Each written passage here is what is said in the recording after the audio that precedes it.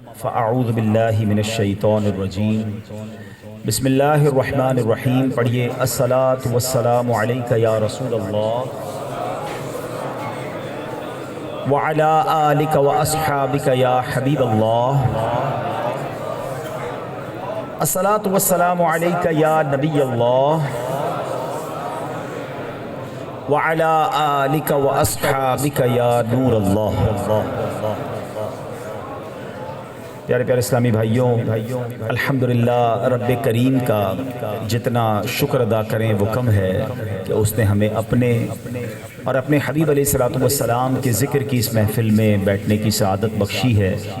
اللہ کریم ان تمام عاشقان رسول کی خیر فرمائے جنہوں نے آج کا یہ پروگرام سجایا، جنہوں نے میرے نبی علیہ الصلوۃ والسلام کے ذکر کو بلند کرنے کی کوشش کی۔ اللہ ان کے عزتوں کو، ان کے اقبال کو مزید بلندی عطا فرمائے۔ درود پاک پڑھنے کے بے شمار فضائل و برکات ہیں۔ ایک بہت ہی خوبصورت حدیث پاک ہے، نبی پاک صلی اللہ تعالیٰ علیہ وسلم فرماتے ہیں، جس کا مضمون ہے کہ بے شک بروز قیامت تم میں سے میرے سب سے زیادہ نزدیک وہ ہوگا جس نے دنیا میں مجھ پر سب سے زیادہ درود پاک پڑھے ہوں گے۔ یہ بظاہر تو بڑی مختصر حدیث ہے، لیکن اگر اس کا پس منظر سمجھیں، اس ریوارڈ کی، اس اعلان کی اہمیت سمجھیں، اس کے لیے مجھے اور آپ کو پہلے قیامت کے دن کو سمجھنا ہوگا۔ the most difficult day، مشکل ترین دن اگر کوئی ہے تو وہ قیامت کا دن ہے۔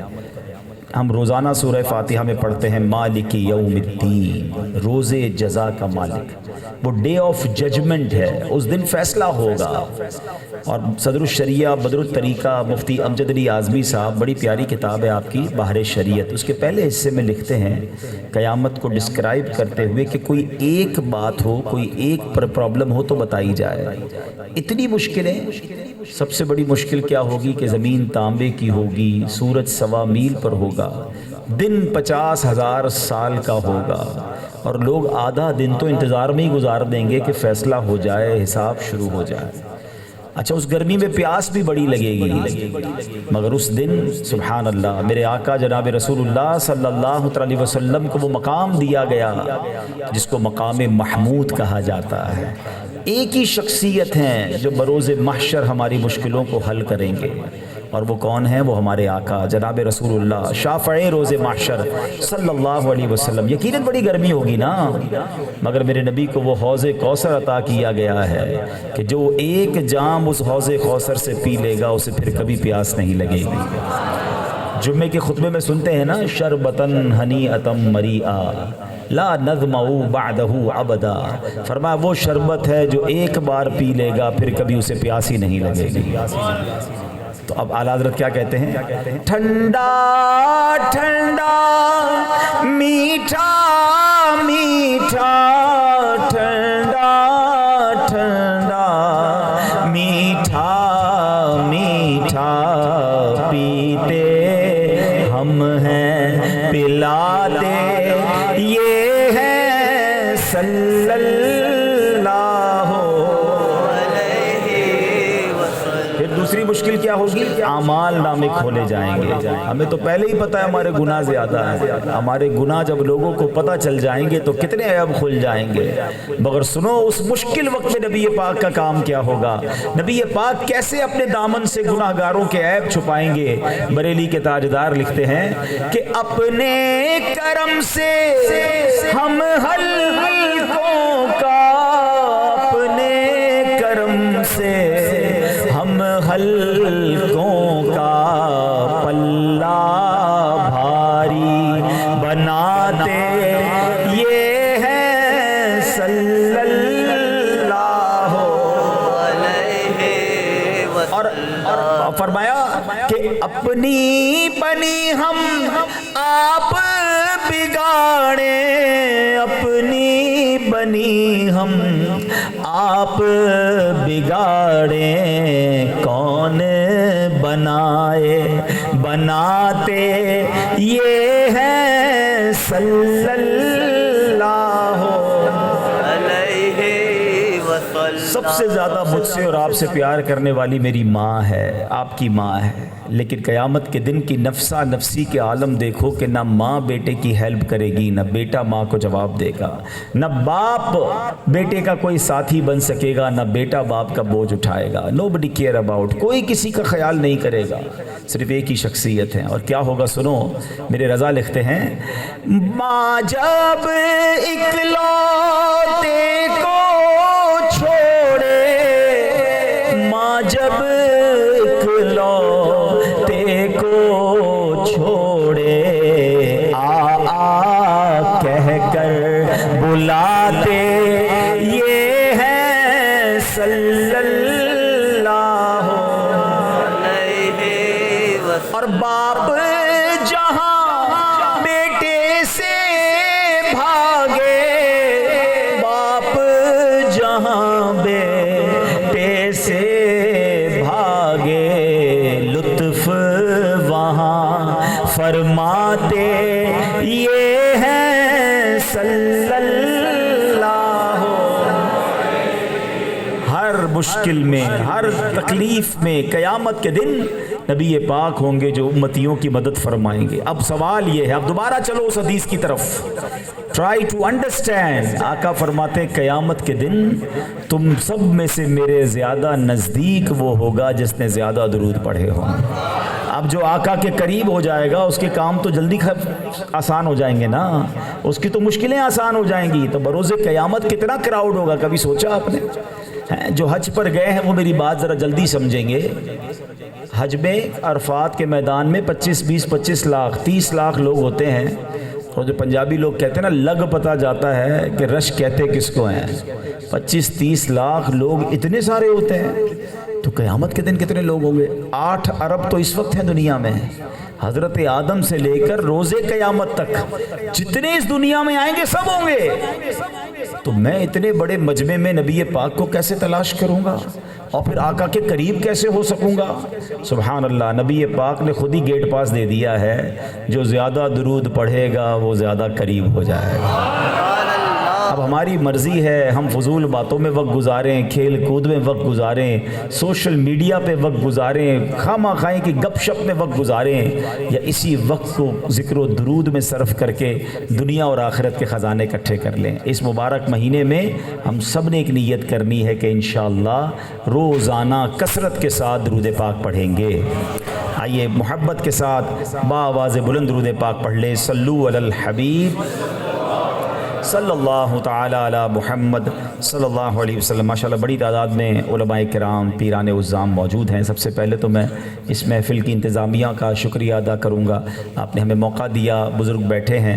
میں زیادہ وقت آپ کا نہیں لوں گا، میرا خیال ہے پروگرام مزید بھی جاری رہے گا. میں چاہوں گا کہ چونکہ میلاد مصطفیٰ کی بہت خوبصورت، اور میں نے جو انداز دیکھا، آج پہلی بار اس طرح میں پشاور کی کسی محفل میلاد میں شامل ہوا ہوں. جس محبتوں کے ساتھ آپ بیٹھے ہیں، اللہ ان محبتوں کے صدقے ہم سب کی مغفرت فرمائے. آمین. تو جب میلاد ہی کی بات ہے تو آئیے چلتے ہیں نبی پاک کے مبارک بچپن کی کچھ باتیں کرتے ہیں. مگر پیارے آقا کی ولادت سے پہلے ایک بڑا ہی یوں سمجھیے کہ امیزنگ واقعہ ہوا، ایک ایسا واقعہ ہوا جس نے پوری دنیا کو ہلا کر رکھ دیا. وہ واقعہ کیا تھا؟ نبی پاک کی ولادت سے 55 دن پہلے، ذرا اس بات کو یاد کیجئے گا، میں بعد میں آپ سے پوچھوں گا کتنے دن پہلے. ہاں اس کو یاد رکھیے گا، 55 ڈیز پہلے مکے پر ایک اٹیک ہوا تھا. ہوا یہ تھا کہ یمن کا ایک بادشاہ تھا جس کا نام تھا ابرہا. اس کو بڑی جیلسی تھی، بڑا پرابلم تھا کہ یہ مکے کے لوگ جو ہے، ساری دنیا سے مکے لوگ کیوں جاتے ہیں، طواف کرتے ہیں، حج کرتے ہیں. وہ چاہتا تھا کہ لوگ مکے نہ جائیں، تو اس نے سوچا کہ میں کعبے کو ہی گرا دیتا ہوں، نہ کعبہ رہے گا نہ لوگ طواف کریں گے، اور پھر یہ یمن آئیں گے. اس نے کلیسا بنایا ہوا تھا، وہ غیر مسلم تھا، اس نے اپنی عبادت گاہ بنائی تھی. اس کا پلان یہ تھا لوگ ادھر آ جائیں. اب اس کا اٹیک اتنا خطرناک تھا کہ اس زمانے میں گھوڑے اور اونٹوں پر لڑائی ہوتی تھی، وہ ہاتھیوں کا لشکر لے کے چلا گیا. یعنی اس زمانے کا سب سے بڑا ویپن لے گیا کہ ہاتھی کے سامنے کون آئے گا. اب جناب اس نے کعبے کے قریب، مکے کے قریب پہنچا تو اس نے ایک آرڈر دیا اپنے سپاہیوں کے کہ جاؤ اور مکے والوں پر تھریٹ قائم کرنے کے لیے، ان پر روب جمانے کے لیے ان کے سارے جانور پکڑ لو. آپ میں سے جو گاؤں گوٹھوں میں جاتے ہیں ان کو پتہ ہے کہ گاؤں کے لوگوں کے لیے آج بھی جانور بچوں کی طرح ہوتے ہیں. ہاں، اور ویلتھ ان کا مال جانور ہی ہوتے ہیں. اور اس زمانے میں تو گاڑیاں تو نہیں ہوتی تھیں، اس زمانے میں بنگلے تو نہیں ہوتے تھے، گولڈ تو نہیں ہوتا تھا، جانور ہی قیمت ہوتی تھی. تو بہرحال اس نے کیا کیا، جب سارے جانور پکڑ لیے تو مکے والے پہنچے، مکے کے سردار سبحان اللہ میرے آقا علیہ الصلوۃ والسلام کے مبارک دادا حضرت عبد المطلب کے پاس. اللہ نے حضرت عبد المطلب کو بڑا کمال کا مرتبہ دیا تھا. آپ کے چہرے سے نور نبوت چھلکتا تھا، آپ کے جسم سے مشک کی خوشبو آتی تھی. مکے کے لوگوں کو جب بھی کوئی پرابلم ہوتی تھی آپ سے عرض کرتے تھے، آپ دعا کرتے تھے، اللہ دعا قبول فرما لیتا تھا. تو انہوں نے جا کر کہا کہ حضور ایسا ایسا ہو گیا ہے، ہاتھیوں کا لشکر لے کر آیا ہے ابرا، اور آتے ہی ہمارے جانور اس نے پکڑ لیے. حضرت عبد المطلب اس سے ملنے گئے، اس نے خیمہ لگایا تھا، بڑے تکبر کے ساتھ بیٹھا ہوا تھا. اس کے سپاہیوں نے اسے اطلاع دی کہ مکے کا سردار آیا. تو اب اس نے ابرہہ نے بڑے تکبر سے کہا کہ آنے دو. اب اس نے ایکسپیکٹ کیا ہوگا کہ وہ آئیں گے، منتیں کریں گے، ریکویسٹ کریں گے کعبے کو نہ گراؤ، ہماری عبادت گاہ ہے، میں ذرا اس پہ تکبر کروں گا. مگر جیسے وہ خیمے میں داخل ہوئے تو چہرے سے اتنا وقار تھا، ایسی وجاہت تھی، پیشانی پہ ایسا نور تھا کہ وہ ابرہہ ایسے روب میں آ گیا، خود کھڑا ہوا، استقبال کیا، اپنے برابر میں بٹھایا، کہا فرمائیں کیسے آنا ہوا. حضرت عبد المطلب فرماتے ہیں کہ تم نے مکے والوں کے جانور پکڑ لیے ہیں، میں تم سے یہ کہنے آیا ہوں ہمارے جانور چھوڑ دو. وہ زور سے ہنسنے لگا، کہتے میں تو سمجھا آپ کعبے کی بات کریں گے، آپ اللہ کے گھر کی بات کریں گے، اس گھر کی بات کریں گے جس کا آپ طواف کرتے ہیں، آپ کو آپ کے جانوروں کی فکر ہے. میں تو آپ کی کوئی بڑی ایکسپیکٹیشن رکھ کے بیٹھا تھا، یہ تو بچوں والی بات کر رہے ہیں آپ. آئے ہائے، حضرت عبد المطلب نے جو جواب دیا نا وہ سیرت کی کتابوں میں سنہرے حروف میں لکھا ہوا ہے.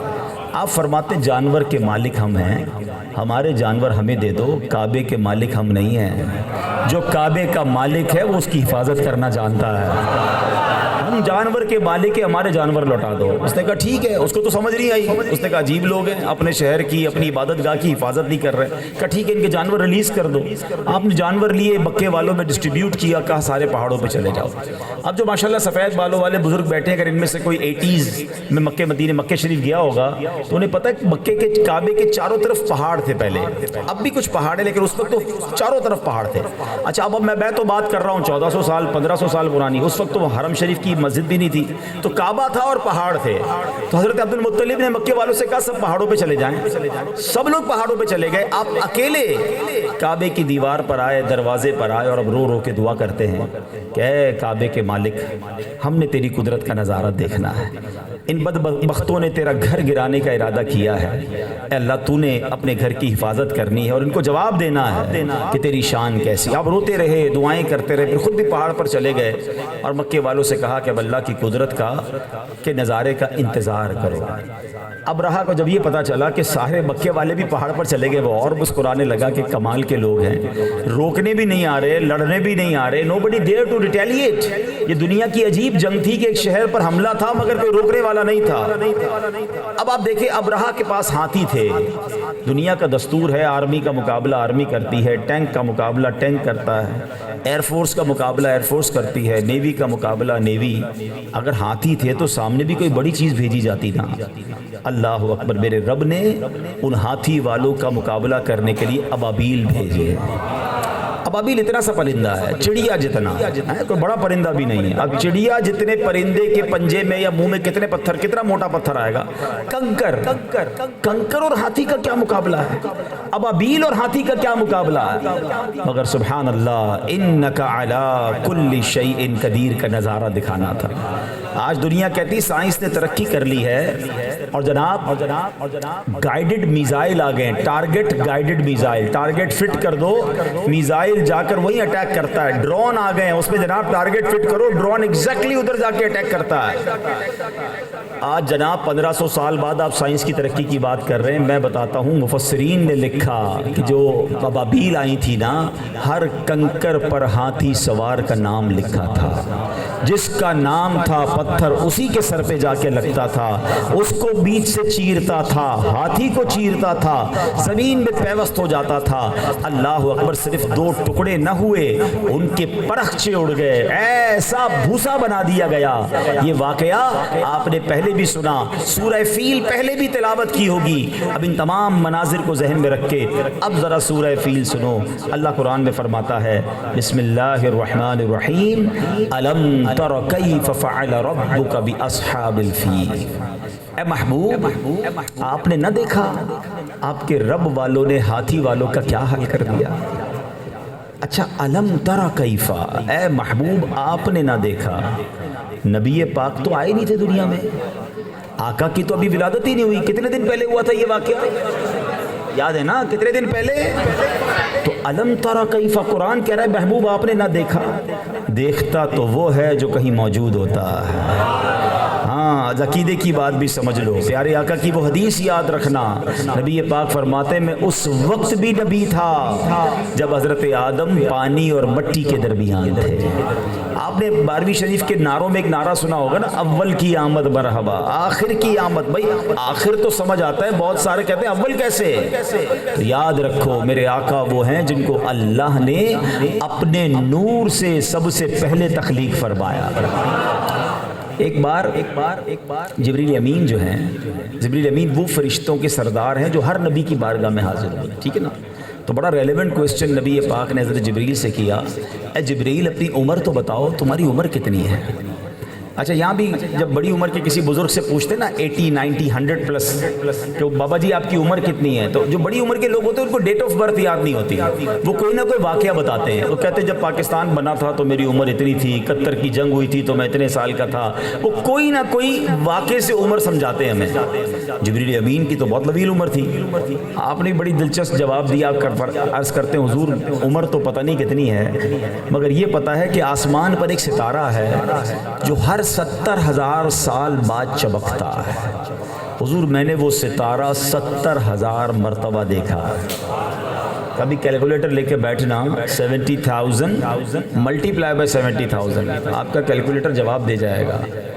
مگر نبی پاک نے پتہ کیا جواب دیا؟ اے جبرائیل وہ ستارہ میں ہی ہوں، تیرے نبی کے نور کو اللہ نے اپنے نور سے سب سے پہلے تخلیق فرمایا۔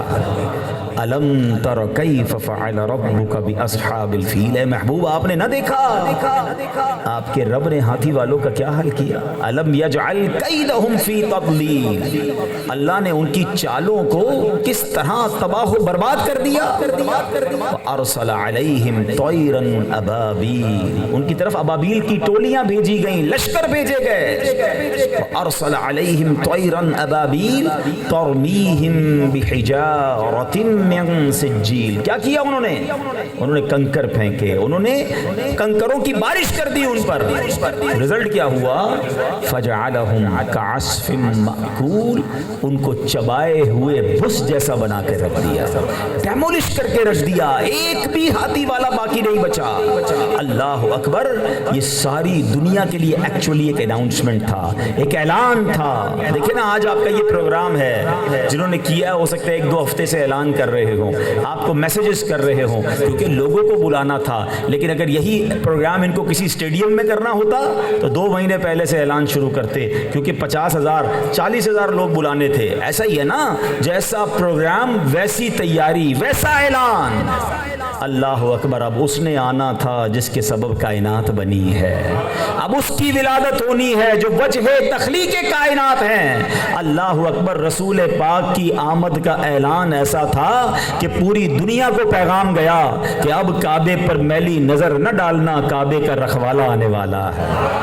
آئی نئی حکومت، سکہ نیا چلے گا، آئی نئی حکومت، سکہ نیا چلے گا، عالم نے رنگ بدلا صبح شب ولادت۔ اور یہ ایک اناؤنسمنٹ نہیں تھا، ایک جس کو کہیں کہ امیزنگ بات نہیں ہوئی، کبھی عرب میں اتنی بارش نہیں ہوئی۔ جس سال نبی پاک کی ولادت ہونی تھی پورے عرب میں سبزہ ہو گیا، جانور اتنے فربا ہو گئے کہ راوی کہتے ہیں ایسا لگتا ہے موٹاپے سے پھٹ جائیں گے، اتنے فربا جانور ہو گئے۔ 1000 سال سے فارس ایران میں ایک آتش پرستوں نے آگ جلائی ہوئی تھی، ان کا دعویٰ تھا یہ آگ بجھنے ہم نہیں دیتے، نبی پاک کی ولادت ہوتی ہے وہ آگ بھی بجھ جاتی ہے۔ اللہ اکبر، काबे के अंदर कई बुत रखे हुए थे। सरकार की विलादत होती है, वो बुत सारे के सारे औंधे मुंह गिर जाते हैं। सुभान अल्लाह, गोया सारी दुनिया को बताना है कि महबूब रब्बे अकबर की आमद है। अब उनके जलवा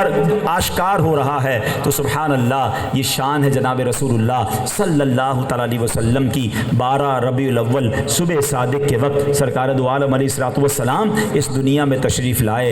ए उम्मतियों, दुनिया में आने के बाद पता है किसे याद किया? हमारे आका ने हमें याद किया। पढ़ते हो ना सलातो सलाम में, रब्बे हबली उम्मती कहते हुए पैदा हुए, हक ने फरमाया कि बख्शा अस्सलातो वस्सलाम। वो हमें याद करते हुए दुनिया में तशरीफ़ लाए। अल्लाह अकबर। अब जब बचपन के दिन थे, अरब के लोगों का एक दस्तूर था कि वो अपने बच्चों को दाइयों के हवाले करते थे, विलेज गांव में भेज देते थे ताकि दाइयाँ दूध भी पिलाएं और उनकी सेहत भी अच्छी हो। और एक और वजह ये होती थी कि गांव की लैंग्वेज बड़ी प्योर होती है, बिल्कुल पक्की अरबी होती है, तो वो ये भी चाहते थे कि बच्चे की अरबी भी मजबूत हो जाए। अब नबी पाक अलैहिस्सलाम की जब विलादत हुई ना, तो प्यारे आका अलैहिस्सलाम के वालिद गिरामी हज़रत अब्दुल्ला का नबी पाक की विलादत से पहले ही इंतकाल हो गया था। प्यारे आका ने अपने वालिद गिरामी का दीदार नहीं किया, मुलाकात नहीं हुई। अब जब दाइयाँ आईं तो सब दाइयों ने बच्चे लिए। उनमें एक दाई थी जो खुद कहती मैं बड़ी गरीब थी, मेरी बॉडी भी बड़ी कमज़ोर थी, मुझे खुद ब्लड मेरी अपनी बॉडी में भी दूध नहीं था, मेरे पास जानवर था, ऊँटनी थी, वो भी बड़ी लागर थी।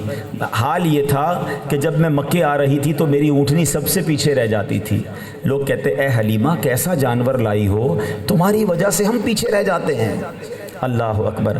तो बीबी हलीमा सादिया ने कहा अब क्या करती, गरीब थी, कहती मैं मक्के आई, सब दाइयों को बच्चे मिल गए, मुझे किसी ने बच्चा नहीं दिया। मैंने सोचा एक बच्चा रह गया है, कोई लेकर नहीं गया, क्योंकि उनको उम्मीद थी इस बच्चे के वालिद ही नहीं हैं तो पैसे नहीं मिलेंगे। कहती मैं खाली हाथ जाने से बेहतर है, बच्चे को देखा, अल्लाह ने चेहरे पे हुस्न बढ़ा दिया था, बड़ा नूरानी चेहरा था, बड़ा खूबसूरत, मुस्कुराहट बड़ी प्यारी। मैंने सोचा खाली जाने से बेहतर है इस नूरानी बच्चे को ले जाती हूँ। कहती जब मैं इस बच्चे को लेकर घर की तरफ जाती हूँ तो पहली बरकत तो ये होती है कि जो ऊँटनी आते में सबसे पीछे है, जाने में सबसे आगे है। काफले वाले कहते ए हलीमा क्या जानवर बदल लिया है? बीबी हलीमा ने पता है क्या जवाब दिया? जो जवाब दिया ना, मैं चलो आपको नात के शेर में सुनाता हूँ। ये कहती थी घर घर में जाकर हलीमा, ये कहती थी घर घर में जाकर हलीमा, मेरे घर में खैरुल वरा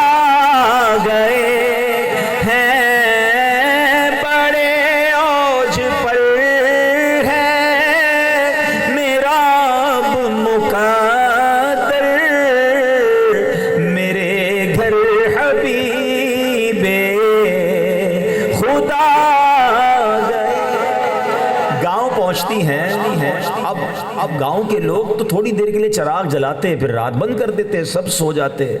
गांव वालों ने नोटिस किया बीबी हलीमा का जो झोंपड़ी है या छोटा सा घर है, सारी रात रोशनी, सारी रात चमक रहा है। सुबह उठ के गांव वालों ने कहा ए हलीमा इतने पैसे आ गए, सारी रात चिराग जलाती हो?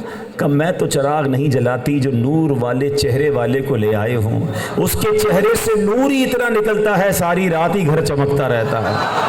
ये जुल्मत से कह दो कि डेरे उठा ले, कि है हर तरफ अब उजाले उजाले उजाले उजाले, कहा जिनको हक दे सिराजम मुनीरा, कहा जिनको हक ने सिराजम मुनीरा, मेरे घर वो नूरे खुदा गए। सब मिलकर ये कहती थी घर घर में जाकर हलीमा,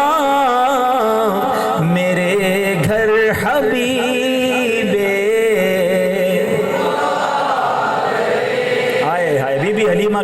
بھاگ جاگ گئے ہیں۔ اب بڑے طویل واقعات ہیں، اب میں آتا ہوں اپنے موضوع کو اینڈ کرنے کی طرف اور آج کا پیغام۔ نبی پاک کی عمر مبارک جب تقریباً 3 سال تھی تو آپ کے بی بی حلیمہ سعدیہ کے اپنے بچے بھی تھے، پیارے آقا ان کے ساتھ بکریوں کو چرانے جایا کرتے۔ ایک دن بچے دوڑتے ہوئے آئے، کہتے ماں جی غضب ہو گیا۔ کیا ہوا؟ کہ ہمارے بھائی محمد صلی اللہ علیہ وسلم کو چند لوگ آئے اور ان کو پکڑ کر لٹایا اور ان کا سینہ چیر دیا۔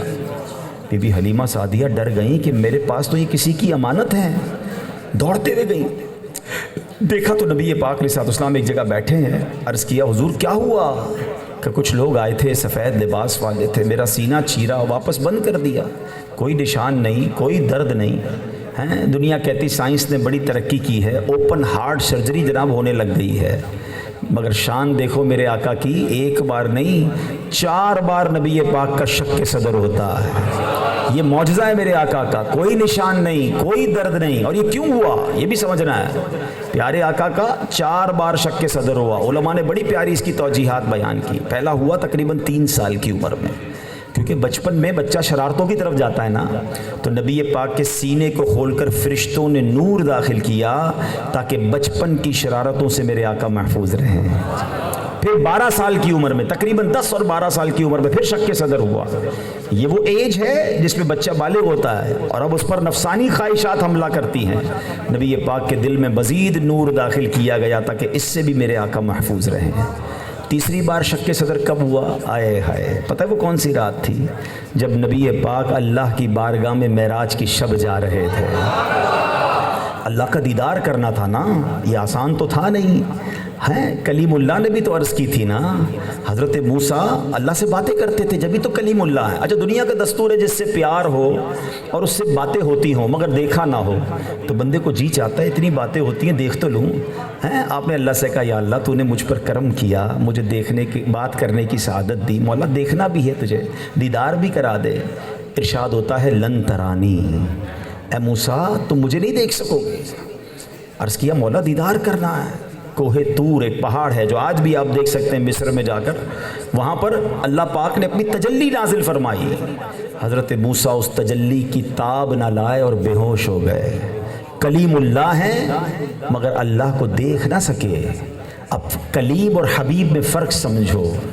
کلیم اللہ ریکویسٹ کر رہے ہیں اللہ دیکھنا ہے، ارشاد ہوتا ہے لن ترانی، اور جناب حبیب اللہ صلی اللہ علیہ وسلم مکے میں ام ہانی کے گھر آرام کر رہے ہیں، جبریل کو بھیجا جا رہا ہے میرے محبوب کو میرے پاس لے آؤ۔ ہاں صلاۃ و سلام میں شعر پڑھتے ہو نا، آج سمجھو شعر کو۔ قصہ طور و معراج سمجھے کوئی، try to understand the difference between طور and معراج۔ فرق کیا ہے؟ قصہ طور و معراج سمجھے کوئی، فرق مطلوب و طالب کا دیکھے کوئی، کوئی بے ہوش جلووں میں گم ہے کوئی، کوئی بے ہوش جلووں میں گم ہے کوئی، کس کو دیکھا یہ موسیٰ سے پوچھے کوئی، آنکھ والوں کی ہمت پہ لاکھوں سلام۔ اس وقت اللہ کا دیدار کرنا تھا، پھر سینہ اقدس کھولا گیا، پھر نور داخل کیا گیا، اور کائنات میں فقط میرے آقا کو یہ شرف ملا ہے جنہوں نے اپنے سر کی آنکھوں سے اپنے رب کا دیدار کیا ہے۔ چوتھی بار شق صدر کب ہوا؟ غار حرا میں۔ اب کیا معاملہ ہے؟ اب قرآن نازل کرنا ہے۔ ہاں قرآن پڑھو تو پتہ چلے نا، قرآن خود کہتا ہے اگر اس قرآن کو ہم کسی پہاڑ پر نازل کرتے تو وہ ریزہ ریزہ ہو جاتا ہے۔ پہاڑ دیکھیں نا، آپ تو پشاور میں رہنے والے ہو، کتنے بڑے بڑے پہاڑ ہوتے ہیں، کئی ہزار فٹ بڑے پہاڑ۔ قرآن کہتا ہے سارے پہاڑ ریزہ ریزہ ہو جاتے اگر قرآن نازل کرتے۔ اس کا مطلب دنیا میں کوئی جگہ ہی نہیں تھی کہ جہاں قرآن نازل کیا جا سکتا جو اس کا بوجھ اٹھاتا۔ سبحان اللہ، میرے نبی کے سینے کو وہ طاقت دی گئی کہ اللہ کا کلام میرے نبی کے سینے پر نازل ہو گیا صلی اللہ تعالی علیہ وسلم۔ تو اب شق صدر ہوتا ہے، مزید نور داخل کیا جاتا ہے۔ تو ایسا دل ہے میرے آقا کا، اتنا نورانی قلب اقدس ہے۔ سبحان اللہ، میرے اعلیٰ حضرت امام اہل سنت کی بھی کیا شان ہے، میرے آقا کی تعریف بھی بیان کرتے ہیں، ساتھ اپنی ریکویسٹ بھی لگا دیتے ہیں، ساتھ اپنی عرضی بھی لگا دیتے ہیں۔ بڑا پیارا شعر اعلیٰ حضرت کا، آپ لکھتے ہیں تو جو چاہے تو ابھی میل میرے دل کے دھلے کہ خدا دل نہیں کرتا کبھی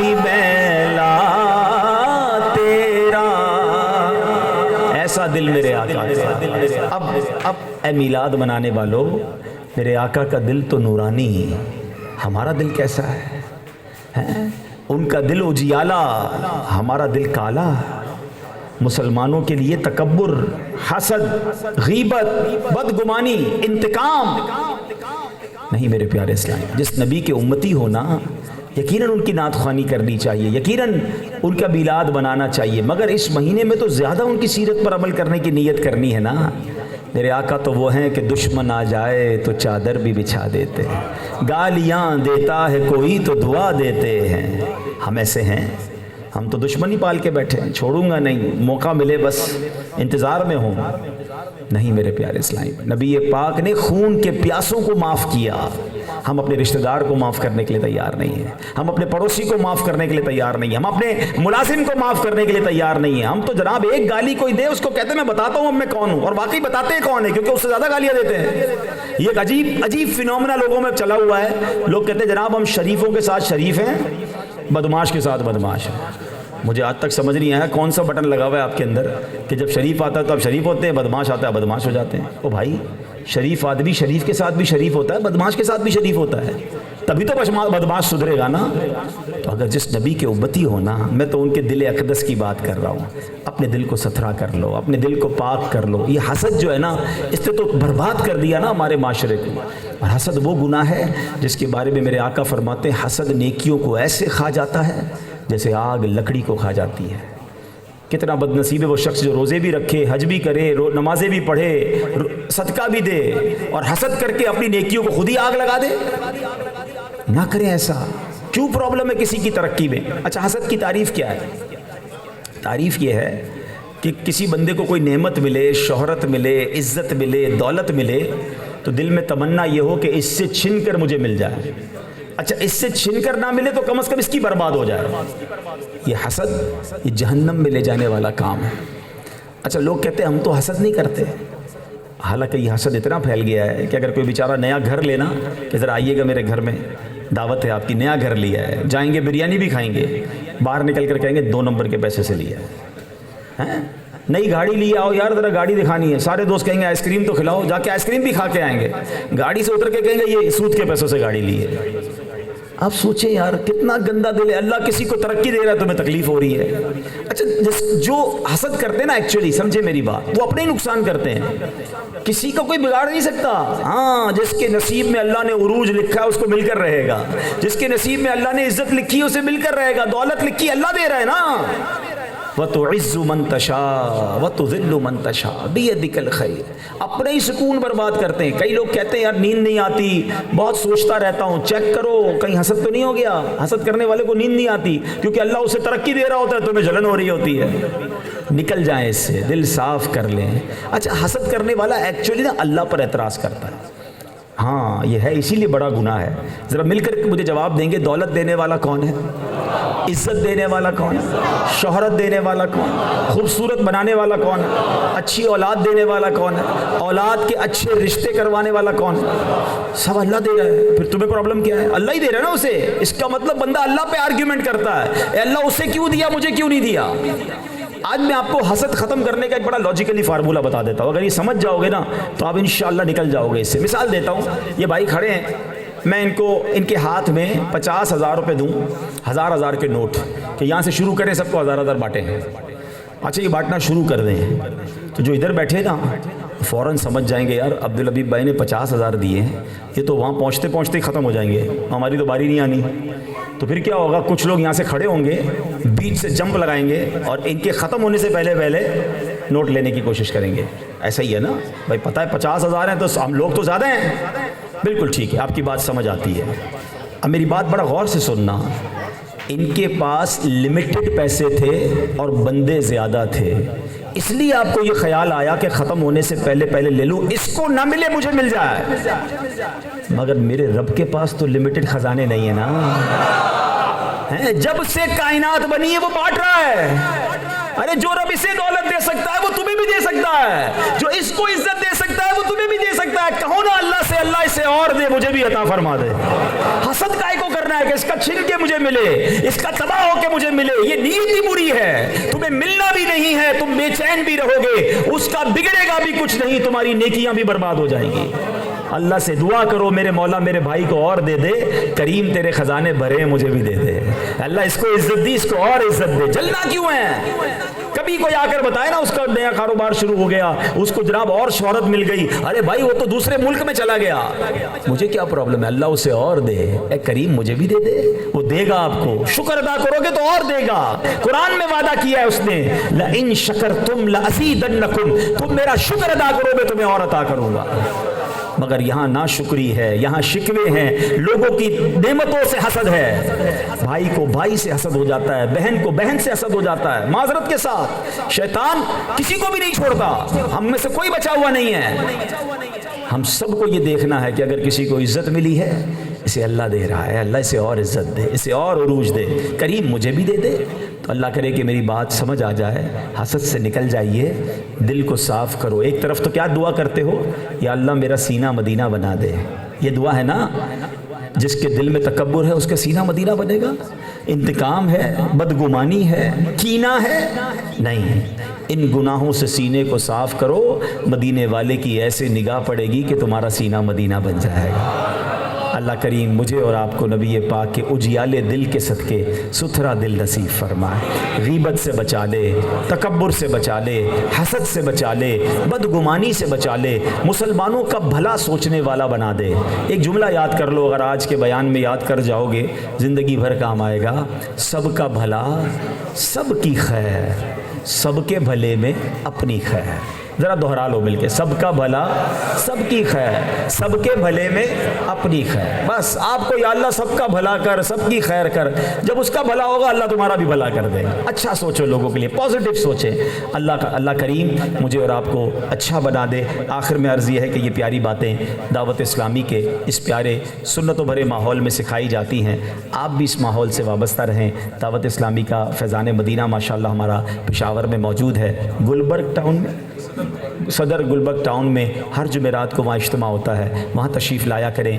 ایسے مزید بیانات سننے ہوں تو آپ مدنی چینل دیکھا کریں، انشاءاللہ مزید بیان سنیں گے، ہمارا دل بھی صاف ہو جائے گا۔ اپنے بچوں کے ساتھ، اپنی فیملی کے ساتھ دیکھیں، اس سے فرق پڑے گا۔ اور جب موقع ملے کراچی آئیں تو دعوت اسلامی کے مدنی مرکز فیضان مدینہ کو بھی وزٹ کریں۔ دعوت اسلامی دنیا بھر میں دین متین کی خدمت کر رہی ہے، 150 سے زیادہ ملکوں میں دین متین کا پیغام پہنچا رہی ہے، ہزاروں لوگ مسلمان ہوئے ہیں، کئی مساجد الحمدللہ سال کی 600 کے قریب ہم مسجدیں پوری دنیا میں بناتے ہیں، ہمارے 8,500 سے زیادہ مدرسے اور جامعات ہیں، 4.5 لاکھ سے زیادہ بچے اور بچیاں بغیر فیس کے قرآن پڑھ رہے ہیں، درس نظامی کر رہے ہیں، 1 لاکھ سے زیادہ حافظ قرآن بن چکے ہیں، ہزاروں بچوں نے درس نظامی مکمل کر لیا ہے۔ اور جناب میڈیا کے ذریعے جو بے حیائی پھیلائی جا رہی ہے اس کو جواب دینے کے لیے اردو زبان میں مدنی چینل، انگلش زبان میں مدنی چینل، بنگلہ زبان میں مدنی چینل بنایا گیا، اور پھر اس کے بعد سوشل میڈیا کے ذریعے 4.5 کروڑ سے زیادہ لوگوں تک نیکی کی دعوت پہنچائی جا رہی ہے۔ پھر چلیں ویلفیئر کے کاموں کی، تو جب ہمارے وطن میں مسلمانوں کے بارے میں جب بھی مشکل وقت آیا، جب کووڈ آیا تھا تو کروڑوں لوگوں تک راشن، پکا ہوا کھانا، کیش پہنچایا گیا۔ اس کے بعد جناب جب ترکیہ شام میں زلزلہ آیا وہاں امداد کی گئی۔ پاکستان میں تھیلیسیمیا کے مریض بچوں کو خون نہیں مل رہا تھا، 60,000 سے زیادہ خون کی بوتلیں اب تک دعوت اسلامی فراہم کر چکی ہے۔ ہمارے وطن میں جب موسم بدلتا ہے تو بتاتے ہیں درخت کٹ رہے ہیں، اس لیے بارشیں شدید ہوتی ہیں، سیلاب آ جاتے ہیں۔ 30 لاکھ کے قریب پودے دعوت اسلامی والوں نے لگا دیے۔ ہمارا نعرہ ہے پودا لگانا ہے، درخت بنانا ہے۔ تو اتنا بڑا جو دین کا کام کر رہی ہو، ویلفیئر کا کام آرگنائزیشن کر رہی ہو، تو ہمیں اس کا ساتھ دینا چاہیے۔ ہم پشاور میں بھی مزید دعوت اسلامی کے سینٹرز بنانا چاہتے ہیں، ہمارے ذمہ داران سے آپ رابطے میں رہیے، اپنے پریکٹیکل تعاون میں بھی شامل رکھیے، اپنے فائنینشیل تعاون میں بھی، مالی تعاون میں بھی حصہ ملائیے۔ اللہ پاک ہم سب کو عمل کرنے کی توفیق عطا فرمائے۔ جزاک اللہ خیرہ۔ صلو علی الحبیب صلی اللہ تعالی علی محمد صلی اللہ علیہ وسلم۔